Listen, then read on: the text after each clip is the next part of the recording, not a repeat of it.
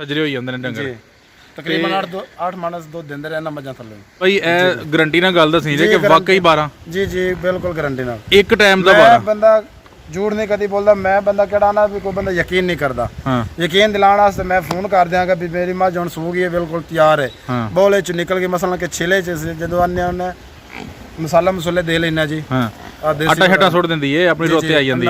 ਜਦੋਂ ਦੁੱਧ ਤੇ ਆ ਜਾਂਦੇ ਉਹਨੂੰ ਮੈਂ ਗਾਰੰਟੀ ਨਾਲ ਕਹਿ ਸਕਦਾ ਕਿ 12 ਲੀਟਰ ਆਪਣੇ ਗੱਡੀਆਂ ਨਾਪ ਲਵੇ ਇੱਕ ਟਾਈਮ ਦਾ। ਇੱਕ ਟਾਈਮ ਝੱਗ ਤੋਂ ਬਗੈਰ? ਜੀ ਝੱਗ ਤੋਂ ਬਗੈਰ। ਝੱਗ ਤੋਂ ਬਗੈਰ। ਯਾਨੀ ਕਿ ਇਹ ਤਾਂ ਮੈਂ ਸਾਡੇ ਨੂੰ ਦੇ ਰਹੀ 5 ਗੱਡੀਆਂ। ਹਾਂ ਜੀ ਯਾਨੀ ਕਿ ਇਹ ਮੱਝ ਤਾਂ ਫਿਰ ਗਈ ਤੁਹਾਡੀ 24 ਕਿਲੋ ਤੇ? ਹਾਂਜੀ। ਅੱਛਾ ਜਿਹੜੀ ਇਹ ਨੀਲੀ ਦੀ ਮੱਝ ਹੈ ਜਾਂ ਰਾਵੀ ਦੀ ਮੱਝ ਹੈ ਕਿੰਨੀ ਦੇਰ ਤੱਕ ਦੁੱਧ ਦਿੰਦੀ ਰਹਿੰਦੀ ਹੈ? ਇਹ ਤਕਰੀਬਨ ਜੀ 10 ਮਹੀਨੇ ਦੁੱਧ ਦੇਣੇ ਹਨ। 10 ਮਹੀਨੇ? ਜੀ ਅੱਛਾ ਯਾਨੀ ਸੂਣ ਤੱਕ ਦੁੱਧ ਦਿੰਦੀ ਰਹਿੰਦੀ ਹੈ। ਜੀ ਤੇ ਇਹ ਜਿਹੜੀ ਰਾਵੀ ਤੁਸੀਂ ਦੀ ਮੱਝ ਮਾਸ਼ਾਅੱਲਾ ਸਰ ਮੇਰੇ ਕੋਲ ਖਾਲੀ ਕੱਲ ਰਾਤ ਸੂਈ ਹੈ। ਉਹਨੇ ਤਕਰੀਬਨ ਸਾਲ ਵੀ ਨਹੀਂ ਦੁੱਧ ਪੂਰਾ ਦਿੱਤਾ ਨਾ। ਮਸਲਨ ਕਿ ਪਹਿਲੇ ਉਹਨੇ ਸਵੇਰ ਸੋਇਆ ਜਦੋਂ ਉਹਨੂੰ 21 ਦਿਨ ਹੋਏ, 21 ਦਿਨ ਬਾਅਦ ਉਹ ਨਵੀਂ ਹੋ ਗਈ। ਕੀ ਬਾਤ ਹੈ। ਠੀਕ ਹੈ ਦੁੱਧ ਵੀ ਦਿੰਦੀ ਰਹੀ ਨਾਲ ਤਿਆਰ ਵੀ ਹੋ ਗਈ। ਉਵੇਂ ਦੁੱਧ ਦਿੰਦੀ ਰਹੀ ਫਿਰ ਸੂ ਪਈ ਹੈ ਜੀ। ਹੁਣ ਵੇਖੋ ਜੀ ਮਾਸ਼ਾਅੱਲਾ ਅਗਲੇ ਕਹਿੰਦੇ ਨੇ ਫਿਰ ਨਵੀਂ ਹੋ ਜਾਏਗੀ। ਉਹ ਕਹਿੰਦੇ ਨੇ ਜੀ ਵੱਡਾ ਜਿਹੜਾ ਨਾ ਉਹ ਸਾਰੇ ਜਾਨਵਰਾਂ ਨੂੰ ਪਾਓ ਤਾਂ ਕਿ ਉਹ ਸਹੀ ਰਹੇ, ਔਰ ਖਾਸ ਤੌਰ ਤੇ ਸੂਣ ਵਾਲੇ ਜਾਨਵਰਾਂ ਨੂੰ ਪਾਓ ਤਾਂ ਕਿ ਸੂਆ ਅੱਛਾ ਹੋਈਏ। ਤੁਸੀਂ ਕੀ ਕਹਿੰਦੇ ਹੋ? ਨਹੀਂ ਸਰ ਜੀ ਇਹ ਸਾਡੇ ਤਜਰਬਾ ਤੇ ਇਤਨਾ ਕੰਮ ਕਰਦਾ ਹੈ ਜੀ। ਜਦੋਂ ਡੰਗਰ ਸੂਣ ਵਾਲਾ ਹੋ ਜਾਂਦਾ ਜੇ ਗਾਂ ਤੋਂ ਦਾ 7ਵੇਂ ਮਹੀਨੇ ਵੰਡਾ ਰੋਕ ਲੈਣਾ ਚਾਹੀਦਾ, ਜੇ ਅਗਰ ਮੱਝ ਹੈ ਤੋਂ ਦਾ 8ਵੇਂ ਮਹੀਨੇ ਵੰਡਾ ਰੋਕ ਲੈਣਾ ਚਾਹੀਦਾ। ਇਹ ਤੁਸੀਂ 100% ਗੱਲ ਕਰਦੇ ਹੋ ਜੀ? ਇਹ 100% ਗੱਲ ਕਰ ਤੁਹਾਡੇ ਤਜਰਬੇ ਚ ਆਈ ਜੀ। ਕਿਉਂਕਿ ਅਸੀਂ ਇਸ ਗੱਲ ਦਾ ਨਿਚੋੜ ਕਰ ਦਿੱਤਾ ਜੀ। ਦੇਖ ਤੋਂ ਸਰ ਜੀ ਸਾੜੋਂ ਨਹੀਂ ਜਾਂਦੀ, ਫਿਰ ਮੂੰਹ ਸੜੀ ਹੋ ਜਾਂਦੀ ਜਦੋਂ ਮੱਝਾਂ ਸੂੰਦੀਆਂ ਨੇ, ਫਿਰ ਇਨਫੈਕਸ਼ਨ ਕਰ ਜਾਂਦੀਆਂ ਨੇ। अस्सलाम वालेकुम। ਵਾਲੇਕੁਮ ਸਲਾਮ। ਭਾਈਜਾਨ ਕੀ ਹਾਲ ਹੈ ਤੁਹਾਡਾ? ਸ਼ੁਕਰ ਅल्लाह ਦਾ। ਕੀ ਨਾਂ ਹੈ ਜੀ ਤੁਹਾਡਾ? ਮੁਹੰਮਦ ਜ਼ੁਬੈਰ। ਮੁਹੰਮਦ ਜ਼ੁਬੈਰ। ਜੀ ਜ਼ੁਬੈਰ ਸਾਹਿਬ ਇਹ ਕਿਹੜਾ ਪਿੰਡ ਹੈ, ਕਿਹੜੀ ਜਗ੍ਹਾ ਹੈ? ਇਹ ਜੀ ਕਿਲਾ ਦੇਵਾਂ ਦਾ ਜੀ। ਕਿਲਾ ਦੇਵਾਂ ਗੁਜਰਾਂਵਾਲਾ। ਜ਼ਿਲ੍ਹਾ ਗੁਜਰਾਂਵਾਲਾ। ਜੀ ਠੀਕ ਹੋ ਗਿਆ। ਅੱਛਾ ਸਰ ਇਹ ਮਾਸ਼ਾਅੱਲਾ ਬੜਾ ਹੀ ਪਿਆਰਾ ਫਾਰਮ ਬਣਿਆ ਜੀ। ਤੇ ਕਿੰਨੇ ਜਾਨਵਰ ਨੇ ਇਸ ਫਾਰਮ ਤੇ? ਤਕਰੀਬਨ 100 ਇੱਕ ਬਣ ਜਾਂਦਾ ਛੋਟਾ ਵੱਡਾ। 100 ਜਾਨਵਰ ਬਣ ਜਾਂਦਾ ਹੈ। ਜੀ ਟੋਟਲ ਜਗ੍ਹਾ ਕਿੰਨੀ ਹੈ ਫਾਰਮ ਦੀ? ਤਕਰੀਬਨ 4 ਏਕੜ ਹੈ ਜੀ। ਪਿੱਛੇ ਵੀ ਖੁੱਲਾ ਸੇਨ ਛੱਡਿਆ ਹੈ। ਠੀਕ ਹੈ। ਇਹ ਜਿਹੜੀ ਕਵਰਡ ਹੈ ਇਹ ਜਿਹੜੀ ਸਾਨੂੰ ਨਜ਼ਰ ਆ ਰਹੀ 2 ਹੈ ਏਕੜ ਹੈ ਜੀ। ਮਾਸ਼ਾਅੱਲਾ ਨਾਜ਼ਰੀਨ ਫਾਰਮ ਵੇਖੋ ਬਹੁਤ ਪਿਆਰਾ ਫਾਰਮ ਸਜਾਇਆ ਉਹਨਾਂ ਨੇ ਔਰ ਬੜੇ ਅੱਛੇ ਤਰੀਕੇ ਨਾਲ ਫਾਰਮ ਨੂੰ ਮੈਨੇਜ ਕੀਤਾ। ਅੱਛਾ ਸਰ ਫਾਰਮ ਬਹੁਤ ਪਿਆਰਾ ਵੇ ਤੇ ਕਿੰਨੇ ਪੋਰਸ਼ਨਾਂ ਦੇ ਬਣਾਏ ਗਏ ਨੇ? ਜੀ ਪੋਰਸ਼ਨ ਕਿੰਨੇ ਨੇ, ਹਿੱਸੇ ਕਿੰਨੇ ਬਣਾਏ ਨੇ? ਤਕਰੀਬਨ 4 ਹਿੱਸੇ ਨੇ ਜੀ। 4 ਹਿੱਸੇ ਨੇ। ਜੀ ਜਿਸ ਤਰ੍ਹਾਂ ਕਿ ਸਾਨੂੰ ਇਹ ਤੁਹਾਡੇ ਪਿੱਛੇ ਇੱਕ ਉਹ ਸਾਹਮਣੇ ਹਿੱਸਾ ਨਜ਼ਰ ਆ ਰਿਹਾ ਹੈ। ਜੀ ਉਹ ਉਧਰ ਸੱਜਣਾ ਜੀ। ਉਹ ਸਜਰੇ ਜਾਨਵਰ ਨੇ ਪਰਲੀ ਸਾਈਡ ਤੇ। ਜੀ ਇਹ ਗੱਭਣ ਵਾਸਤੇ ਬਣਾਇਆ ਜੀ। ਇਹ ਗੱਬੜ ਨੇ। ਜੀ ਇਹ ਜਿਹੜੇ ਮਸਲਾ ਖਾਂਗੜੀਆਂ ਹੋ ਜਾਂਦੀਆਂ ਨੇ। ਠੀਕ ਹੈ ਇਹ ਖਾਂਗਣੀਆਂ ਵਾਸਤੇ। ਜੀ ਉਹ ਪਰਲਾ ਚੁਆਈ ਖਾਤਾ ਬਣਾਇਆ ਜੀ। ਠੀਕ ਹੈ। ਤੇ ਉਸ ਤੋਂ ਪਰਲੇ ਬੱਚਿਆਂ ਦਾ ਬਣਾਇਆ ਜੀ। ਮਸਲਾ ਕਿ 5 ਨੇ ਜੀ। ਠੀਕ ਹੈ ਬੱਚਿਆਂ ਦਾ ਪਰਲਾ। ਔਰ ਉਸ ਤੋਂ ਅੱਗੇ ਸਾਨੂੰ ਕੁਝ ਨਜ਼ਰ ਆ ਰਹੇ ਨੇ ਕੁਝ। ਹਾਂਜੀ ਉਹ ਕੁਆਟਰ ਨੇ। ਠੀਕ ਹੈ ਉਹ ਤੂੜੀ ਬਦਾਮ ਬਣਾਏ ਨੇ। ਸਹੀ ਹੋ ਗਿਆ। ਜੀ ਔਰ ਇਸ ਸਾਈਡ ਤੇ ਪੂਲ ਹੈ। ਜੀ ਇਹ ਸਾਹਮਣੇ ਪੂਲ ਹੈ। ਪੂਲ ਦੀ ਕੀ ਲੰਬਾਈ ਚੌੜਾਈ ਦੇ? ਲੰਬਾਈ ਚੌੜਾਈ ਤਕਰੀਬਨ 40 ਹੋਣੀ ਹੈ। ਠੀਕ ਹੈ 40 ਫੁੱਟ ਚੌੜਾ ਤੇ 40 ਫੁੱਟ ਦੀ ਲੰਬਾਈ। ਜੀ ਠੀਕ ਹੋ ਗਿਆ ਜ਼ਬਰਦਸਤ। ਅੱਛਾ ਮਾਸ਼ਾਅੱਲਾ ਤੁਸੀਂ ਦੱਸਿਆ ਕਿ ਇਸ ਟਾਈਮ ਇਸ ਡੇਰੇ ਤੇ ਛੋਟੇ ਵੱਡੇ ਜਿਹੜੇ ਜਾਨਵਰ ਨੇ ਜੀ 100 ਉਹ 100 ਨੇ। ਵੱਡੀਆਂ ਮੱਝਾਂ ਕਿੰਨੀਆਂ ਟੋਟਲ? 40 ਨੇ 40 ਕੋਣੀਆਂ ਨੇ। ਜੀ ਠੀਕ ਹੋ ਗਿਆ। ਬੜਾ ਸੋਚ ਕੇ ਤੁਹਾਨੂੰ ਦੱਸਿਆ ਸਿਰਫ ਮੱਝਾਂ ਵਿੱਚ ਗਿਣੀਆਂ ਜੇ ਜਾਂ ਝੋਟੀਆਂ ਵੀ ਗਿਣੀਆਂ ਜੇ? ਮੱਝਾਂ ਕਿੰਨੀਆਂ ਨੇ? ਤੇ ਝੋਟੀਆਂ ਵਿੱਚ ਪਾ ਲਈਏ ਤੇ ਕਿੰਨੀਆਂ ਹੋ ਗਈਆਂ? ਉਹ 60 ਕਰ ਲਓ। 60 ਕਰ ਲਈਏ। ਜੀ ਇਸ ਟਾਈਮ ਜਿਹੜੇ ਤੁਹਾਡੇ ਜਾਨਵਰ ਗੱਭਣ ਮੈਨੂੰ ਜ਼ਿਆਦਾ ਲੱਗਦੇ ਨੇ ਪਏ ਕਿਉਂਕਿ ਇਹ ਤੁਹਾਡੇ ਪਿੱਛੇ ਇਹ ਤਦਾਦ ਜ਼ਿਆਦਾ ਹੈ, ਇਹ ਤਦਾਦ ਜ਼ਿਆਦਾ ਹੈ, ਉਹ ਤਦਾਦ ਥੋੜੀ ਹੈ। ਤੇ ਦੁੱਧ ਦੇਣ ਵਾਲੇ ਕਿੰਨੇ ਨੇ ਇਸ ਟਾਈਮ? ਦੁੱਧ ਦੇਣ ਵਾਲੇ ਇਸ ਟਾਈਮ 22 ਡੰਗਰ ਨੇ। 22 ਡੰਗਰ ਨੇ ਟੋਟਲ ਵਿੱਚੋਂ? ਜੀ ਬਾਕੀ ਸਾਰੇ ਗੱਭਣ ਨੇ? ਜੀ ਬਾਕੀ ਸਾਰੇ ਗੱਬਨ ਨੇ। ਅੱਛਾ ਹਾਲੀ ਬਾਈਆਂ ਦਾ ਕਿੰਨਾ ਦੁੱਧ ਹੋ ਰਿਹਾ? ਖਾਲੀ ਬਾਈਆਂ ਦਾ ਹੋ ਰਿਹਾ ਜੀ ਤਕਰੀਬਨ 90 ਲੀਟਰ। 90 ਲੀਟਰ ਹੋ ਰਿਹਾ ਜੀ ਦੇ ਇੱਕ ਟਾਈਮ ਦਾ ਜਾਂ ਸਵੇਰ 2 ਗਾਵਾਂ ਦੇ ਵਿੱਚ ਮਿਲਾ ਕੇ 105 ਲੀਟਰ ਦਿੰਨੇ ਆ। ਅੱਛਾ ਜੀ ਤੇ ਇਸ ਟਾਈਮ ਤਕਰੀਬਨ 85-90 ਹੋ ਜਾਂਦਾ ਜੀ। 105 85 90 ਯਾਨੀ ਤਕਰੀਬਨ 200 ਦੇ ਕਰੀਬ ਹੋ ਜਾਂਦਾ। 200 ਲੀਟਰ ਤੁਹਾਡੇ ਦਿਨ ਦਾ ਦੁੱਧ ਜਾਂਦਾ ਪਿਆ। ਜੀ ਠੀਕ ਹੈ। ਅੱਛਾ ਜਦੋਂ ਇਹ ਮੱਝਾਂ ਵੀ ਤੁਹਾਡੀਆਂ ਸੂ ਪੈਣਗੀਆਂ ਇਹ ਵਾਲੀਆਂ ਤੁਸੀਂ ਦੱਸ ਰਹੇ ਹੋ ਸਾਰੀਆਂ ਸਜਰੀਆਂ ਨੇ? ਮਾਸ਼ਾਅੱਲਾ ਅਸੀਂ ਬੰਦੀ ਕੀਤੀ ਹੈ ਜੀ ਤਕਰੀਬਨ 7.5 ਮਣ ਦੀ।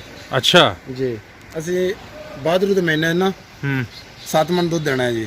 ਇਹ ਤਕਰੀਬਨ 2 ਮਹੀਨੇ ਤੱਕ ਸੂਣ ਵਾਲੀਆਂ ਨੇ ਸਾਰੇ ਡੰਗਰ। ਯਾਨੀ ਫਿਰ ਤੁਹਾਡਾ ਦੁੱਧ 7 ਮਣ ਹੋ ਜਾਏਗਾ? ਜੀ 7 ਮਣ ਹੋ ਜਾਏਗਾ ਮਾਸ਼ਾਅੱਲਾ। ਇਸ ਤੋਂ ਪਹਿਲੇ ਵੀ 7 ਮਣ ਹੋਇਆ ਕਦੀ? ਜੀ ਇਸ ਤੋਂ ਪਹਿਲਾਂ 7 ਮਣ ਹੋਇਆ ਜਦੋਂ ਇਹ ਸਾਰੇ ਸਜਰੇ ਹੋਈ ਜਾਂਦੇ ਨੇ ਡੰਗਰ? ਜੀ ਤਕਰੀਬਨ 8 ਮਣ ਦੁੱਧ ਦਿੰਦੇ ਰਹੇ ਨਾ ਮੱਝਾਂ ਥੱਲੇ।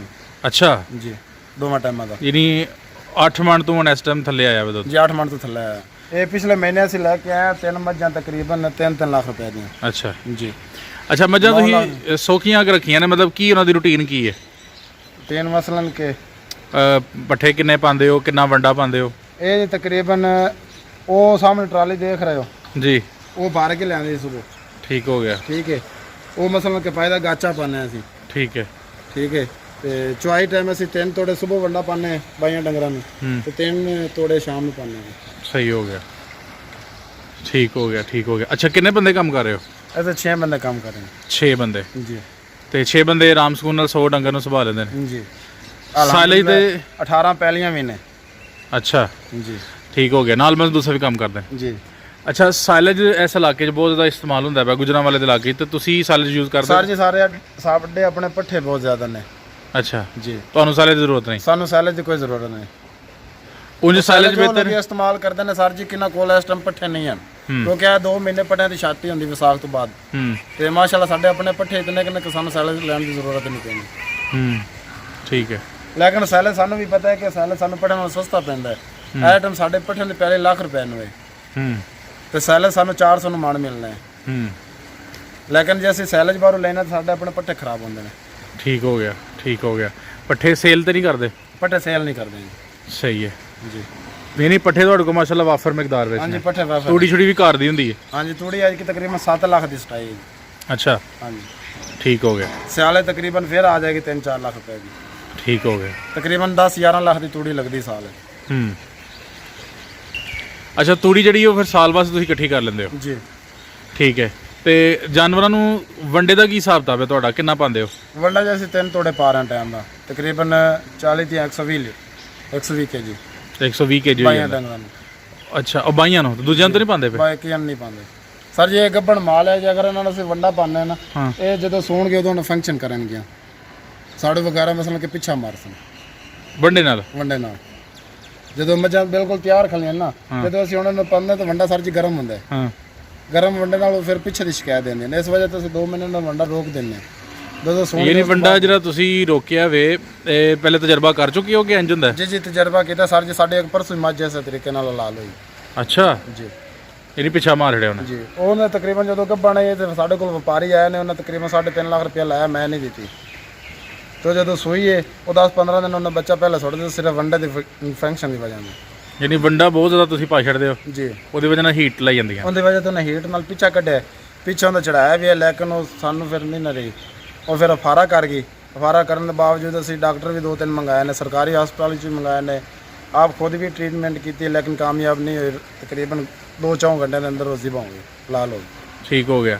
ਤੇ ਉਹਦਾ ਨਤੀਜਾ ਇਹ ਨਿਕਲਿਆ ਕਿ ਚੂੰਕਿ ਉਹਨਾਂ ਨੂੰ ਤੁਸੀਂ ਜ਼ਿਆਦਾ ਤਾਦਾਦ 'ਚ ਵੰਡਾ ਪਾਇਆ ਸੀ? ਜੀ, ਜ਼ਿਆਦਾ ਤਾਦਾਦ 'ਚ ਵੰਡਾ ਪਾਇਆ ਸੀ। ਲੇਕਿਨ ਕੁਝ ਲੋਕ ਕਹਿੰਦੇ ਨੇ ਜੀ ਸਾਰੇ ਜਾਨਵਰਾਂ ਨੂੰ ਵੰਡੇ ਪਾਣੇ ਚਾਹੀਦੇ ਨੇ ਤਾਂ ਕਿ ਉਹ ਸਿਹਤਮੰਦ ਹੋਣ। ਕਹਿੰਦੇ ਨੇ ਜੀ ਵੰਡਾ ਜਿਹੜਾ ਉਹ ਸਾਰੇ ਜਾਨਵਰਾਂ ਨੂੰ ਪਾਓ ਤਾਂ ਕਿ ਉਹ ਸਹੀ ਰਹੇ, ਔਰ ਖਾਸ ਤੌਰ ਤੇ ਸੂਣ ਵਾਲੇ ਜਾਨਵਰਾਂ ਨੂੰ ਪਾਓ ਤਾਂ ਕਿ ਸੂਆ ਅੱਛਾ ਹੋਈਏ। ਤੁਸੀਂ ਕੀ ਕਹਿੰਦੇ ਹੋ? ਨਹੀਂ ਸਰ ਜੀ, ਇਹ ਸਾਡੇ ਤਜਰਬਾ ਤੇ ਇਤਨਾ ਕੰਮ ਕਰਦਾ ਹੈ ਜੀ, ਜਦੋਂ ਡੰਗਰ ਸੂਣ ਵਾਲਾ ਹੋ ਜਾਂਦਾ ਜੇ ਗਾਂ ਤੋਂ ਦਾ 7ਵੇਂ ਮਹੀਨੇ ਵੰਡਾ ਰੋਕ ਲੈਣਾ ਚਾਹੀਦਾ, ਜੇ ਅਗਰ ਮੱਝ ਹੈ ਤੋਂ 8ਵੇਂ ਮਹੀਨੇ ਵੰਡਾ ਰੋਕ ਲੈਣਾ ਚਾਹੀਦਾ। ਇਹ ਤੁਸੀਂ 100% ਗੱਲ ਕਰਦੇ ਹੋ ਜੀ? ਇਹ 100% ਗੱਲ ਕਰ ਤੁਹਾਡੇ ਤਜਰਬੇ 'ਚ ਆਈ ਜੀ। ਕਿਉਂਕਿ ਅਸੀਂ ਇਸ ਗੱਲ ਦਾ ਨਿਚੋੜ ਕਰ ਦਿੱਤਾ ਜੀ। ਦੇਖ ਤੋਂ ਸਰ ਜੀ, ਸਾੜੋਂ ਨਹੀਂ ਜਾਂਦੀ, ਫਿਰ ਮੂੰਹ ਸੜੀ ਹੋ ਜਾਂਦੀ ਜਦੋਂ ਮੱਝਾਂ ਸੂੰਦੀਆਂ ਨੇ, ਫਿਰ ਇਨਫੈਕਸ਼ਨ ਕਰ ਜਾਂਦੀਆਂ ਨੇ।